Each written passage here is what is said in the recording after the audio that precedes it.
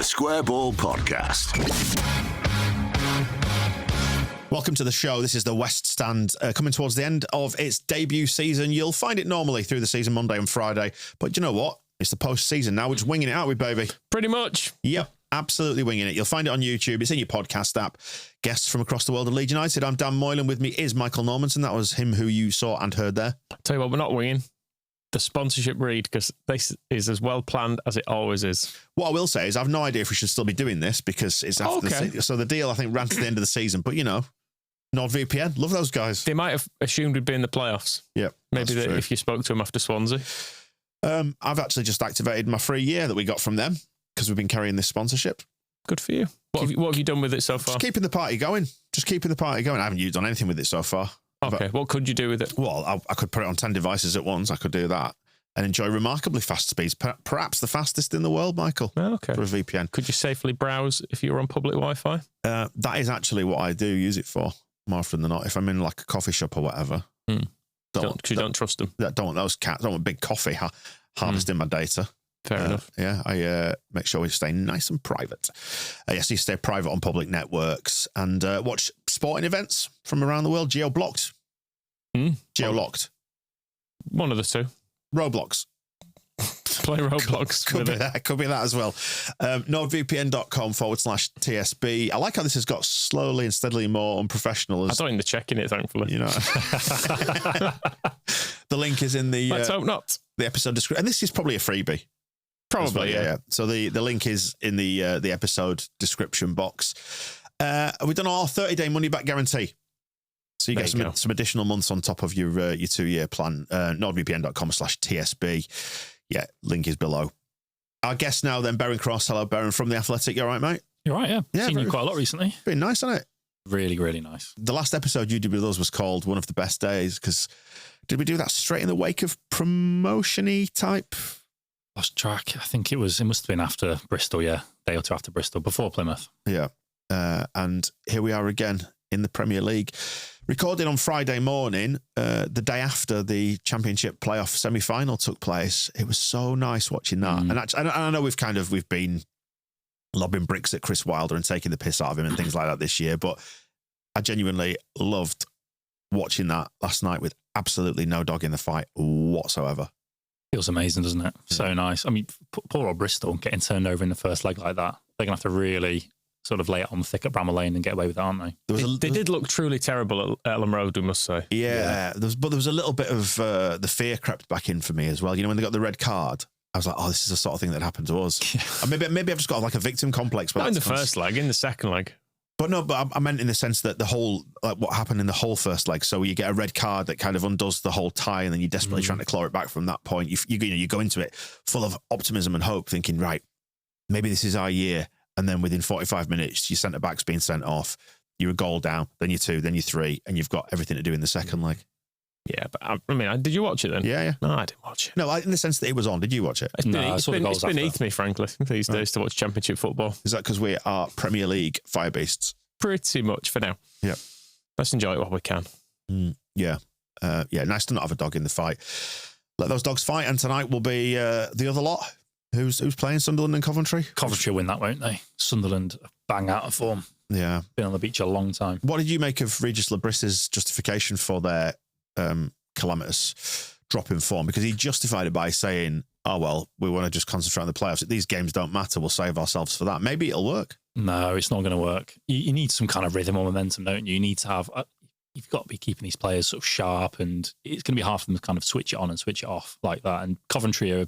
a few bad results, but are generally in pretty good form. It's going to be a Coventry Blades final, isn't it? You reckon? Yeah, I think so. Lampard, Wilder, Wembley. That'd be fun. Puts us in the awkward position. Well, me in the awkward position of definitely wanting Chris Wilder to win that. Yeah. Oh yeah. I've got no axe to grind with Chris Wilder. I haven't really. I think he's all right. He took it well, didn't he? His press conference. He did take it. Great entertainment this year. He's just a panto villain, isn't he? He's a pantomime villain. He's something to talk about, isn't he? And something to actually look at in the Championship. In a division which has become a little bit anonymous at times, hasn't it, with the churn of managers and people you don't really recognise, and people turn up and you're like, I don't fully know who this guy is. They only employed him in summer, and he's kind of on his way out already. We were already Premier League pigs, weren't we? Who are these chumps? I'm not going to learn who the Norwich manager is. No. And I was glad I didn't because he's gone. Yeah. So it's proved me correct, is what I'm going to say. It's hard to believe it's only been a week since we sealed the championship.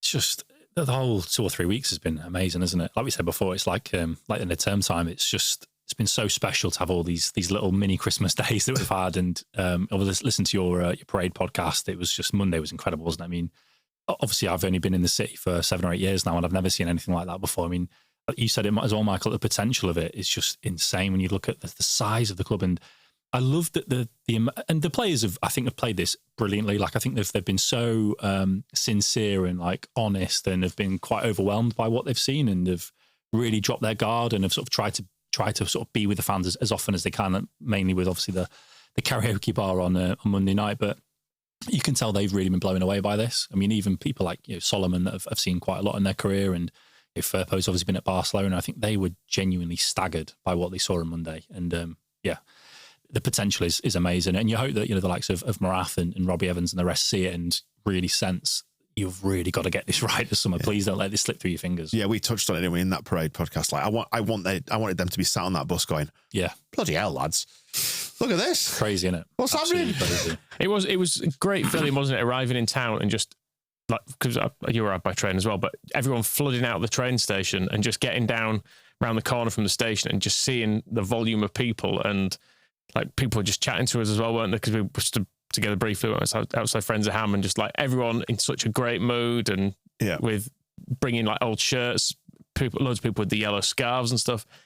Just brilliant. And I loved all the yellow as well. Leeds has never been as yellow as this season, and I think it's been a really nice, it'll be the kind of mental image I think that sticks with everyone from this year, is all the yellow bucket hats, the yellow scarves, the yellow shirts. It's been for a colour that doesn't sell, I think it's been a successful season. But they really leaned into it, didn't they? Like, we had the massive smiley badge on the roof of Trinity as well.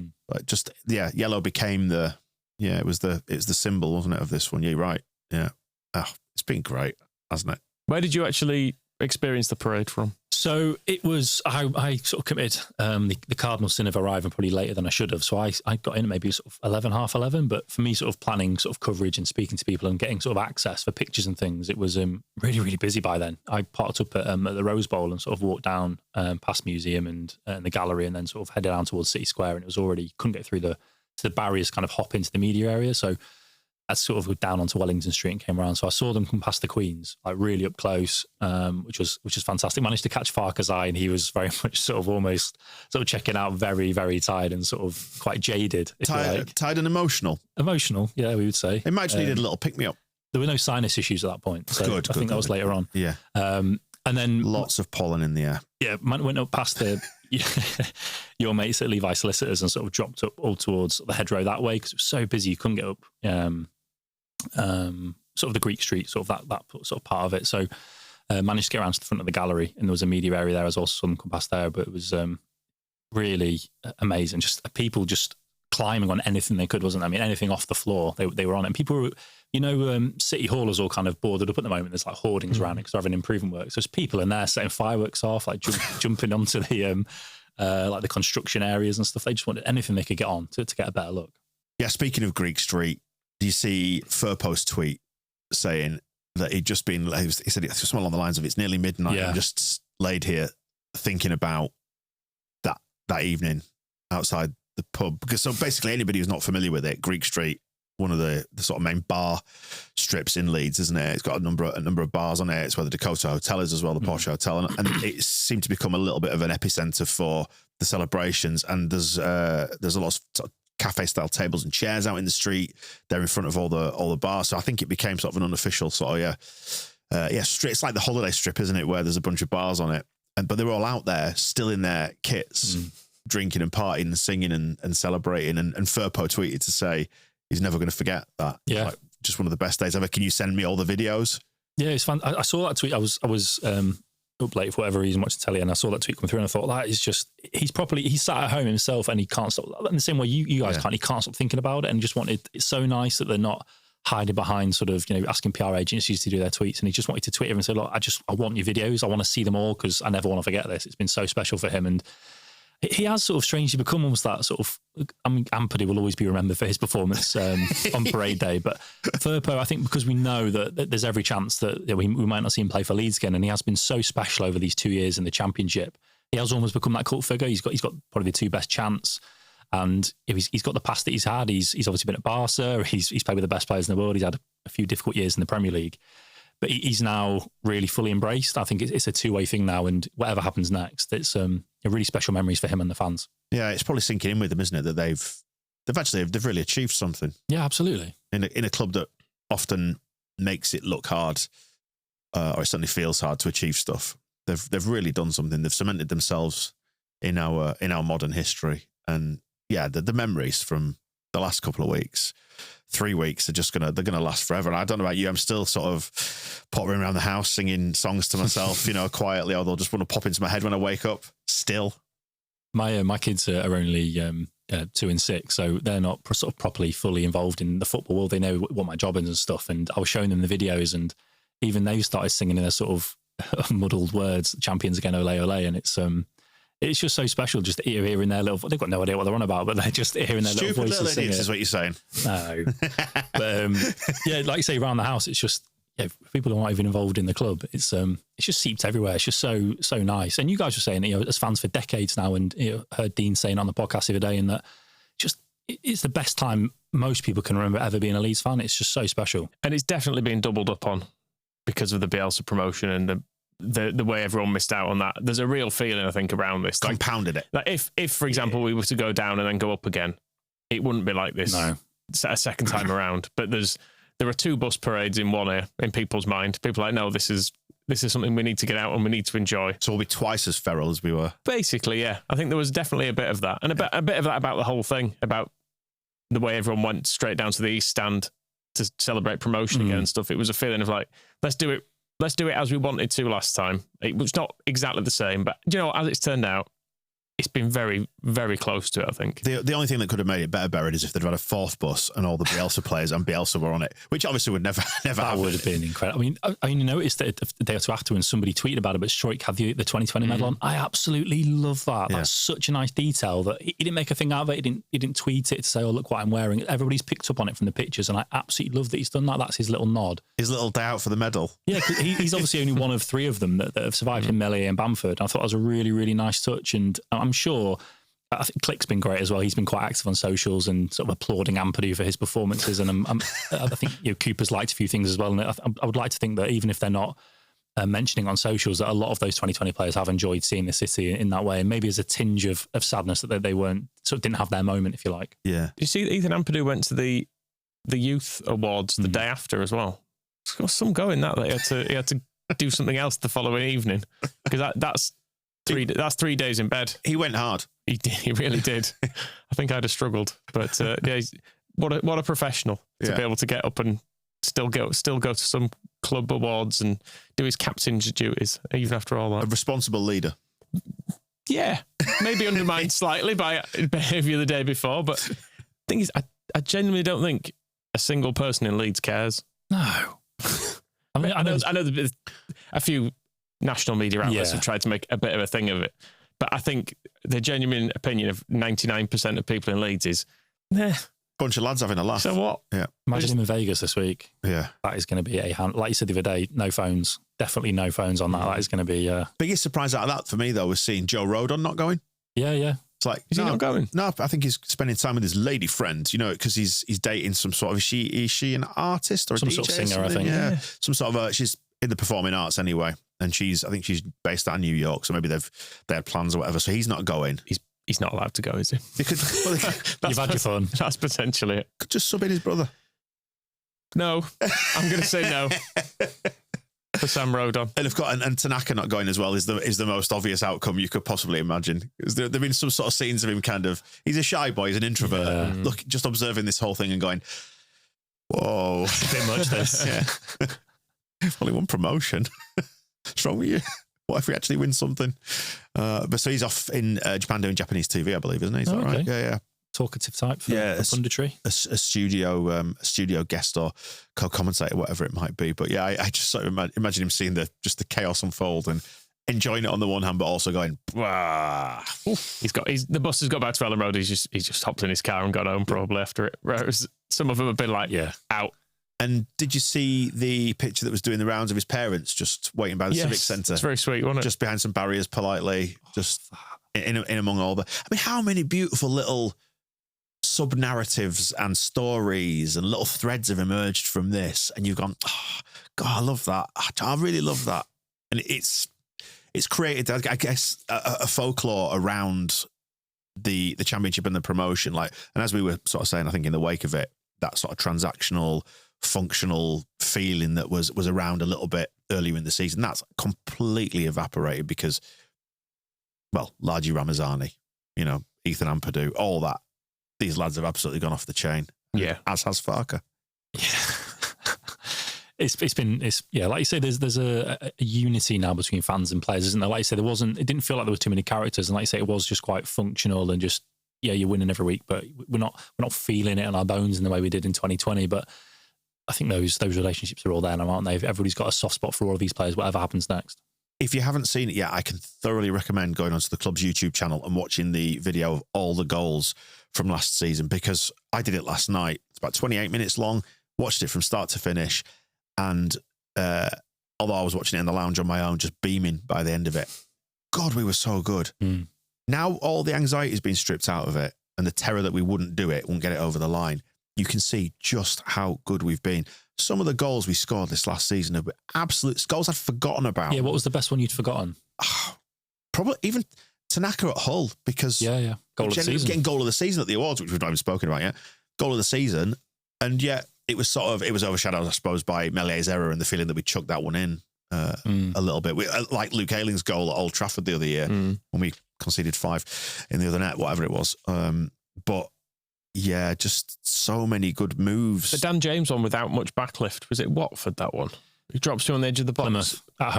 Plymouth at home, that was it. Yeah. That was a great strike. I saw that on someone else's video in my many hours of just watching stuff. And it was it Firpo's cross for Ramazani in the Bristol game? Yes. Where he taps it in at the far post. Oh, it was in last week. Could be. The Bristol home game. Yeah. The last home game of the season. Very recently. Very recently, Beren. Yeah, those ones were brilliant, yeah. But he did that a number of times across the season. That sort of looping ball where our attacker is almost behind their final defender at the far post and still gets there. Just some brilliant football. Honestly, I would urge you to go watch it and just go, God, we were good. We were so, so good. So you've changed your opinions then, have you? About what? About us being good. We always were good. No, we were. I mean, do you agree that Farke's football took a little bit of time to get used to? I honestly, I think this season and last season are very different. I agree. We're more dynamic? Yeah, much more. The midfield has transformed this season with Tanaka and Rothwell, who's been forgotten about towards the end of the season because he's been injured. But I actually felt sorry for him. There was a patch right in the middle of the season where Rothwell was brilliant, and he's obviously the pivotal wins against Sheffield United and Sunderland when that felt like a real pinch point of the season. He's obviously putting in set pieces that are winning his points there.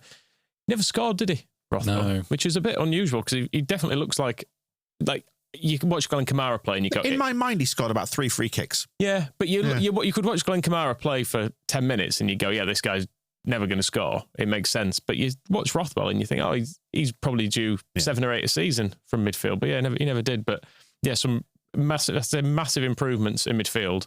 Although, funnily enough, when we came to dragging it over the line, it was Gruev back in, wasn't it? Yeah. It seemed to be the thing that actually gave us the stability.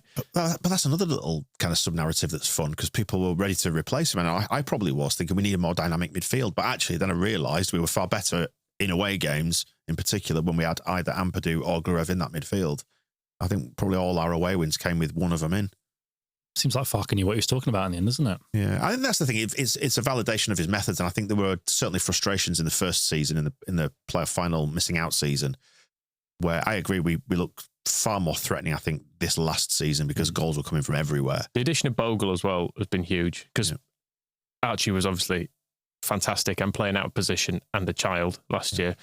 So you can allow him being maybe a 7 out of 10 right back in the Championship. But Bogle certainly for the last 6 months has been 8, 9 out of 10 He's been every single fantastic. week. Yeah. I think last season was very much give it to Rutter, give it to Somerville and hope. And ultimately, Somerville went off the ball completely at the end of the season. Rutter had his surgery. We all know how the form fell away in those last few games. And again, at Wembley, Rutter and Somerville did absolutely nothing at Wembley on that day. So I think the team was very limited in what it could do. Whereas this time, as you've alluded to, you've got 4, 5, 6 players there in rotation that could do something and could hurt opposition. And I think they've been so dominant this year that it did feel sort of quite hard to fall in love with, because there wasn't that skin in wasn't that jeopardy, was there? And it felt like, yeah, you're probably going to win 1 or 2-0. And like you say, we almost became too sort of expectant of winning games, and so that kind of lost its charm in some way. But as they've sort of come through those crunch moments, the Sunderland and Sheffield United wins,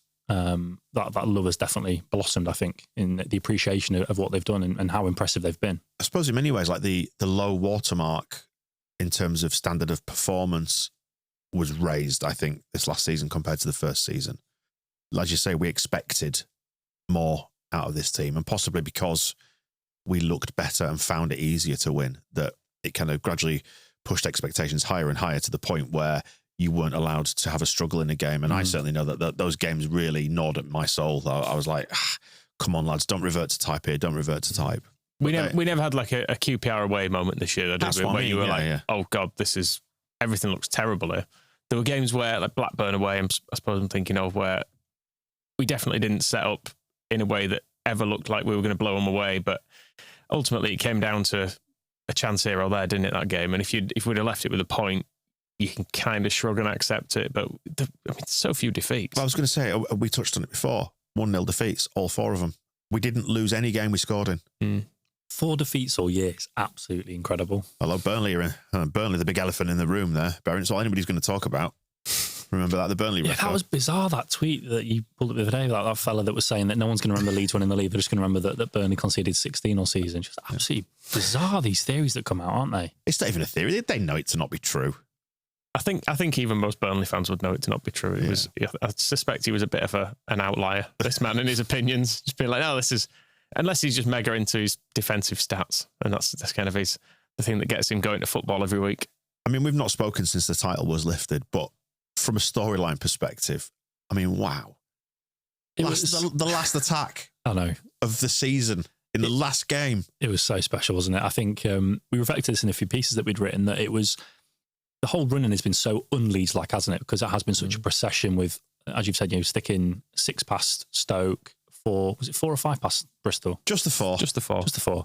So just steamrolling teams, winning 6 in a row and winning the league. And then Leeds just had it in, didn't they, just to make that last day as dramatic as it could be, in the fact that they were basically heading for second until the 91st minute. And what a moment. I mean, there's been a lot of good away ends this year, but I mean, that was incredible. Like the shirt came off, the little bra came off, and then the shorts nearly came off. You've got like Rodon, who can barely summon the strength to get down the field, and then rather than pile on Solomon, just lies there, just looks at the sky, just, what have we done? Because at that point, as you guys said in your pod, like at that point, they know they've won the league, and that's incredible. The fact it's that late in the game, and they've got everything that they dreamed of. They've got the trophy. They know the parade's going to be better. It's so special. That we scored 16 goals in those final 6 games that we won. 16 goals, and somewhere between 2.5 and 3 goals per game, and we were worried. That's it, isn't it? We were worried. How low we all felt after that Swansea home game. I think we were very much all thinking, if not on mic, then off mic, that it was going to be playoffs after that Swansea game. But thankfully, he made the change with Darlow. I think Meslier was probably the only blemish on the season, really. You're looking at the 4 defeats or the dodgy draws that Leeds had. A lot of it was down to those individual errors.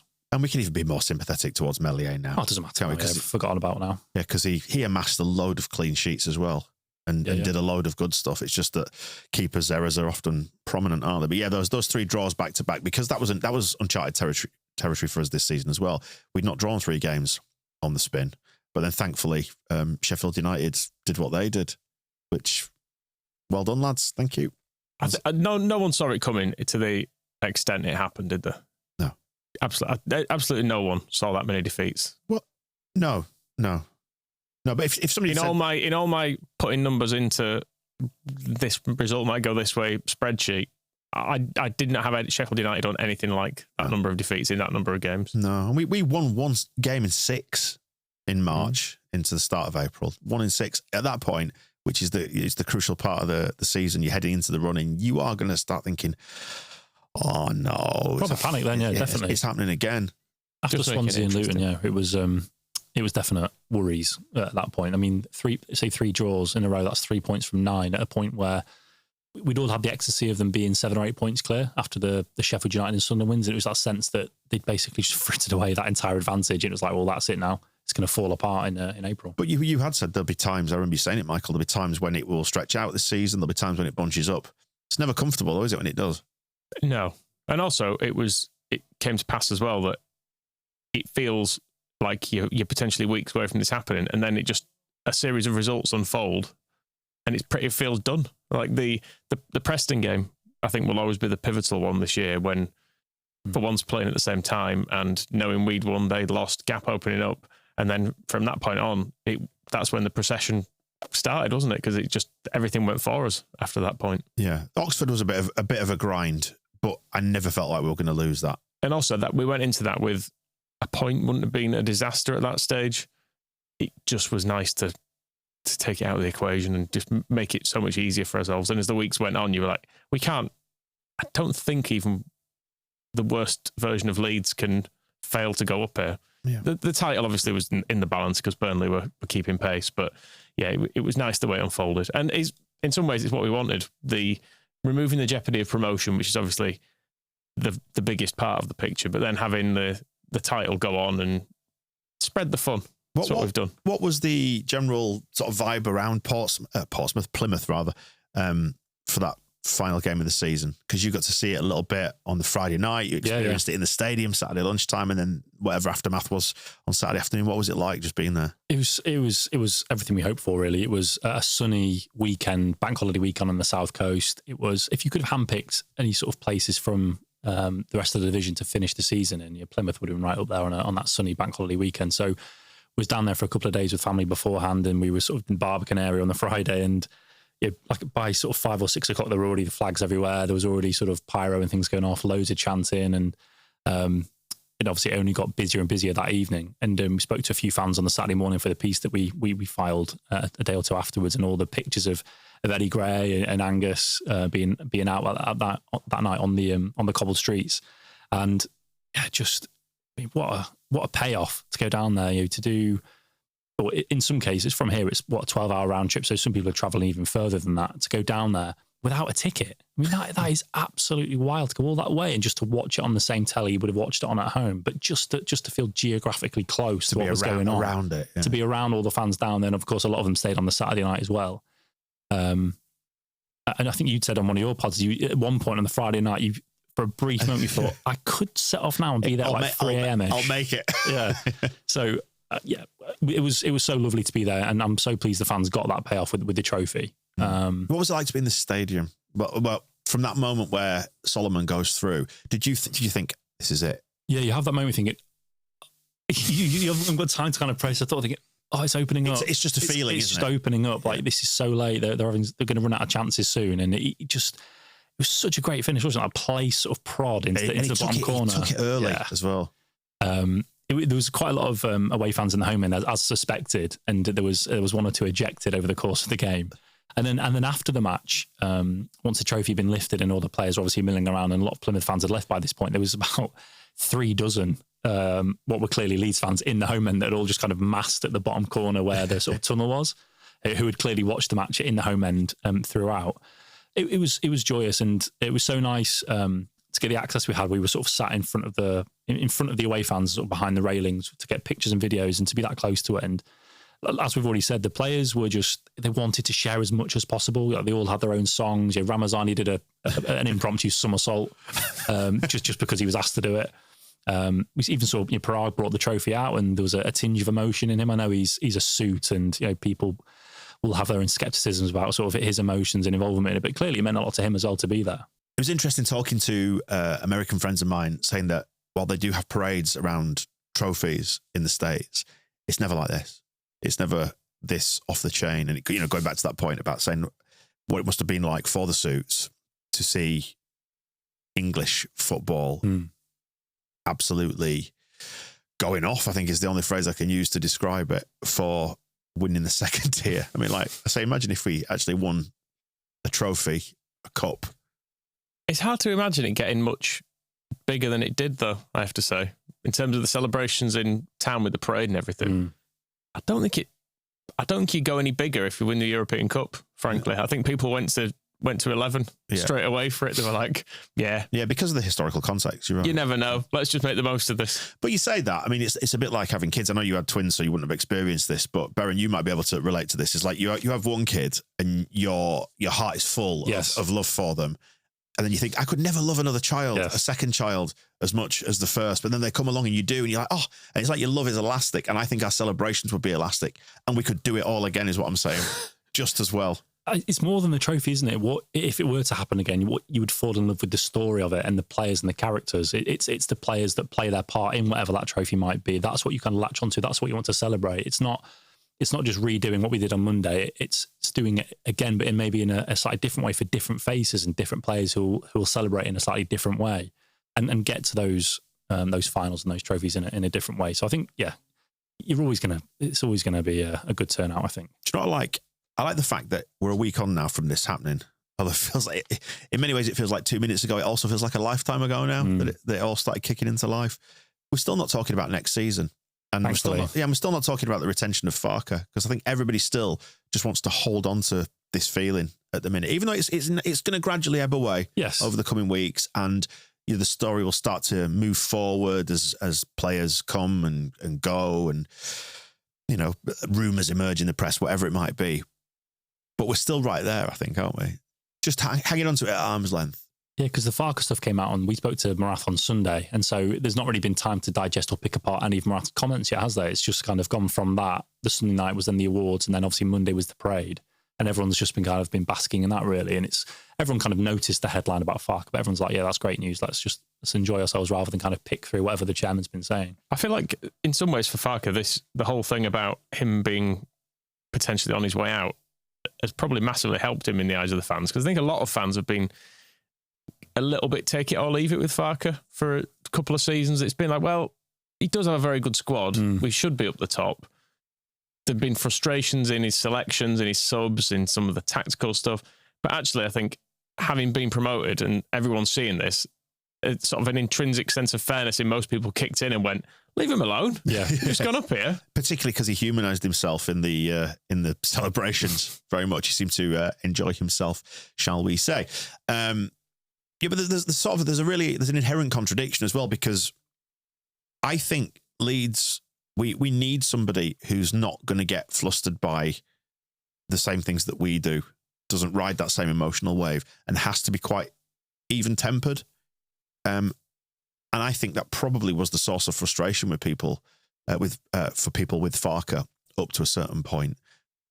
But then seeing him kind of go off the hook in the celebrations, we were all able to go, he is human. You see the human element, yeah. But we don't need an emotional response. Like I say, we said so many times, I don't want Daniel Farke to do what Chris Wilder did in that run-in.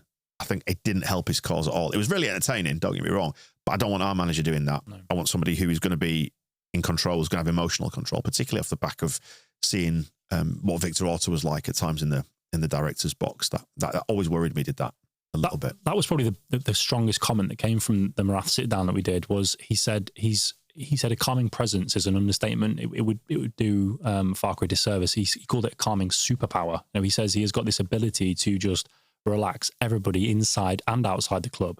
And I think that I'm sure that there will have been a debate. Any conscientious, right-minded thinking football club is going to look at its options, both players and management, and will have looked at the various options and the routes they could have gone down. And ultimately, they would have looked at it and thought, well, we've absolutely battered this division. Whether he's got the best squad or not, he's beaten what's in front of him comprehensively. And in the meantime, he has generated so few headlines. And ultimately, for an ownership, that's what they want. They don't want the manager creating headlines. They want the manager to put together a very competent football team that delivers wins, ultimately silverware, and in the meantime isn't annoying everybody and dropping grenades everywhere. And I think, whilst at the time, do you remember the reaction to when he said, I'm 100% convinced we're getting promoted? There was a lot of people saying, you are you are off your rocker, mate. Like, you have completely lost it. That is signs of cracking. You've never said anything like that before, and now you're saying it as we're dropping points. And ultimately, with hindsight, as we've said, he's been proven right. But throughout this whole time, that has been his approach has been to play it calm and to be relaxed about things. And in the moment, when the fans aren't feeling the same ways, it can be quite frustrating. But pound for pound over the course of a 9-10 month season, he's played it perfectly. Yeah, we need a grown up in the room, and I am not that grown up. No, we're not paid to be, are we? I mean, he's paid to be the grown up, and we've just got to hope that he can restrain the fire beast enough to not get himself in bother. Yeah, it's been a wonderful few weeks. Let's not let it go. And I wonder if the momentum is something that can be harnessed from this as well, because you saw what happened to Leicester when they went up and lost Maresca, who's they're in a weirdly almost transactional relationship at Chelsea. That feels quite loveless, doesn't it? But he was quite hard to relate to, I think, Maresca. Quite a weird intensity about him. Yeah. That Leicester really struggled, and it was identified by their players in the wake of getting relegated by losing the manager and having to learn a whole new thing, a whole new system in 6 or 7 weeks. So hopefully, if we can keep the core of the squad together, and if the manager's staying, then we know what it's going to look like. Whether it works or not is a different question, but that's a question for not yet. But it's one positive thing, I think, to hold on to, maybe. I think so. I think if we're in the business of being optimistic, we have to say that's definitely a strength, because, of course, Ipswich and Southampton did retain their managers and it didn't go well for them. So as you've just said, there's no guarantee it is going to work, but it does, at least at this moment, feel pretty good, doesn't it, that we're riding the crest of that wave with the positivity, the optimism, and he's been in the building for 2 years now, so he is fully aware of all the background information, the money situation, what they can get, what they can't get, what they need. Maybe you could tell Parag what the PSR position is, because he didn't seem to know.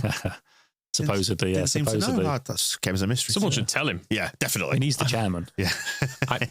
Are we suggesting we think he does know? I think if he wasn't aware then, he certainly will be now. You'd think he would. Yeah, let's hope so. I just don't want to talk about that. So I'm just going to say I don't know what you're on about. We'll have a laugh. Play it off. We'll have a laugh. Final thought then, as we head into the summer, and we are going to keep podcasting across the summer, of course, and we'll have guests on and so on, but a little bit more relaxed. Too many shows. How you feel about the summer? I'm excited for the summer. How are you feeling about becoming you think where you've come from, Beren? You're at the Athletic. You got the Premier League games. You've done very well for yourself. He got his big transfer, didn't he? In the previous window. You're not going to have to go to Plymouth next season. In fact, there aren't any. There aren't Bournemouth actually. Southampton. There's quite a lot of Ipswich are gone. Quite a lot of London games though. Yeah, there's not many long trips next year. But you can just go in the posh. And 38 games. What a treat that'll be. I like having more games. Do you really? Yeah, it's the best part of the job. It exhausts me. Get out of the house, 2 young kids.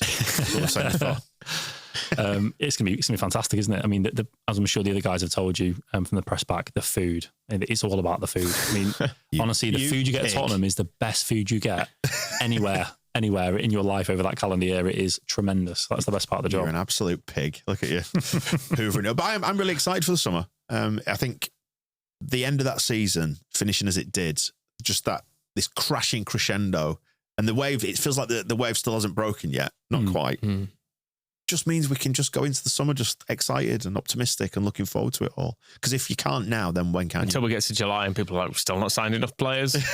We need a goalkeeper. We need a striker. Yeah, but you know what? Happen. There is, I think the goodwill exists towards Farker, probably the ownership to a certain extent suits, because they've delivered on what they said they were going to do.